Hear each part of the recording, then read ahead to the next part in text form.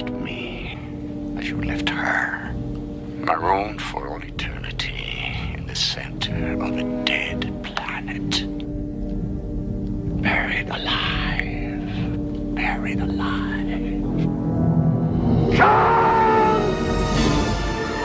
Come!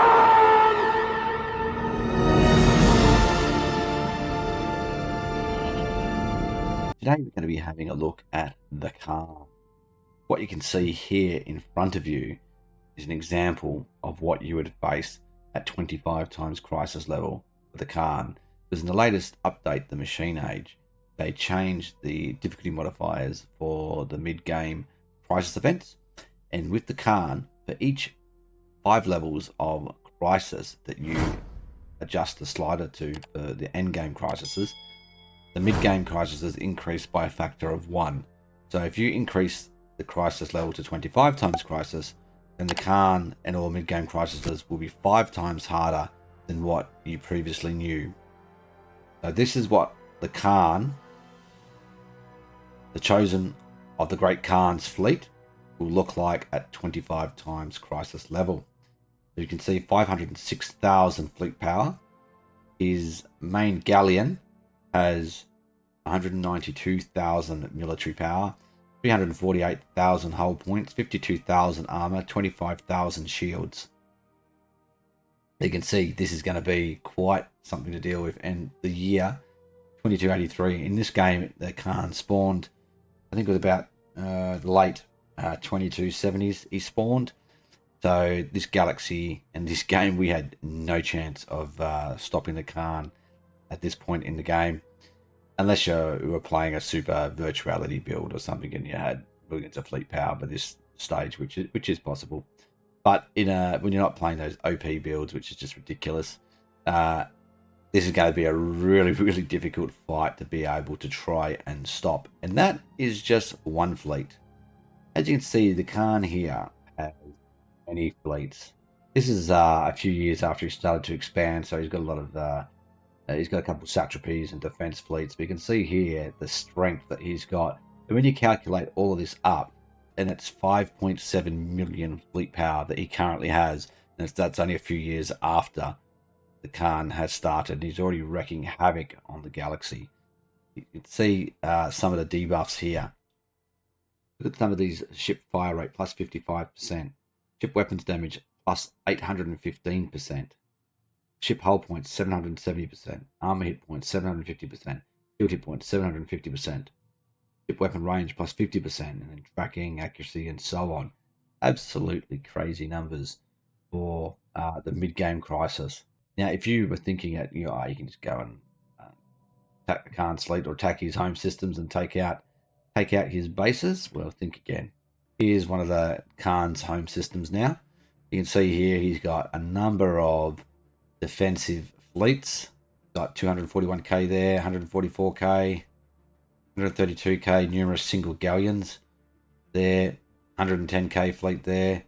Looks like each station, there's a whole bunch of stations here, which is 60k each. Central station is 75k.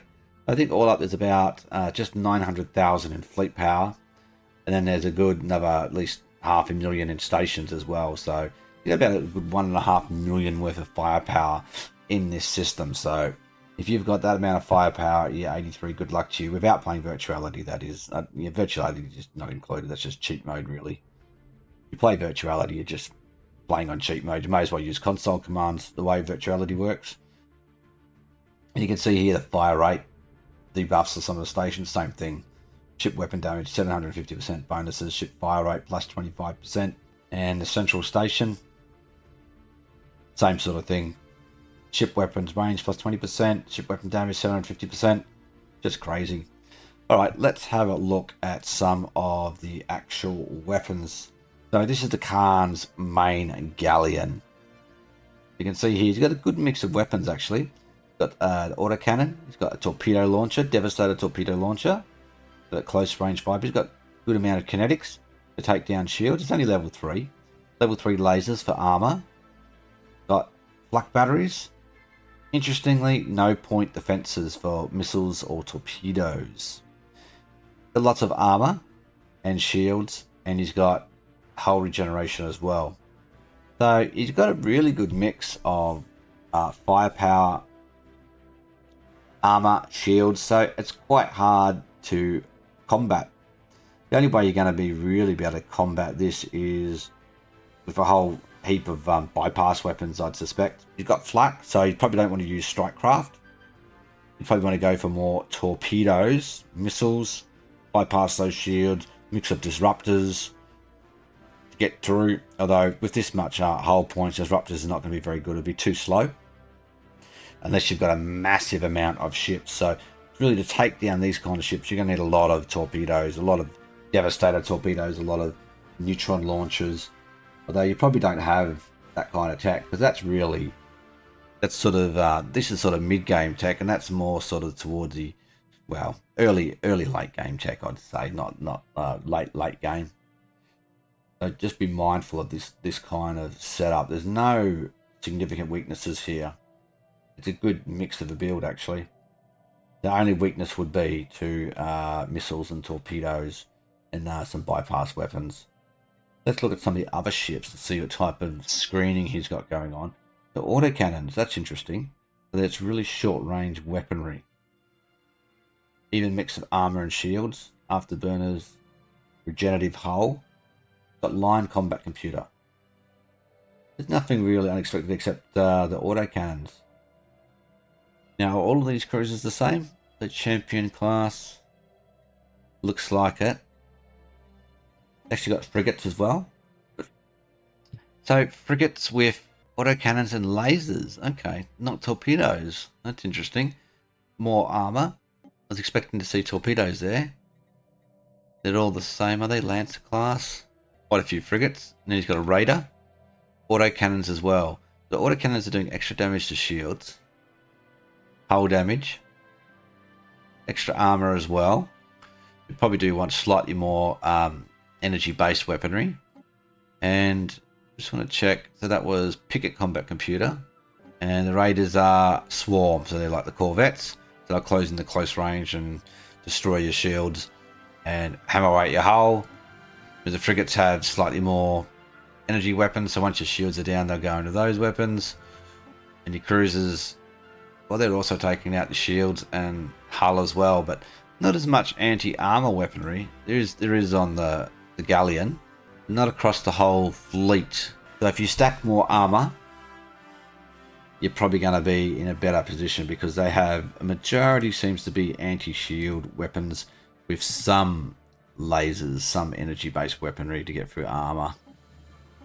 Cruisers not, only the galleon has, and the one torpedo. So yeah, stack that armor. That looks like the main type of defense there. Would be stacking probably 3/4 armor and then 1/4 shields. He only has flak defense on the galleon, so he could use strikecraft. There's not strikecraft across, not flak defense across the entire fleet. That's interesting as well. All right, let's have a look at some of the station defenses. See what we're up against in the stations. Oh no, mantle details. Cool. So the stations have proton launchers. Okay, that is interesting. So they're going to be firing at long range, doing a lot of damage to your armor and hull. And then you've got your devastator torpedoes for when your ship's closing in close range.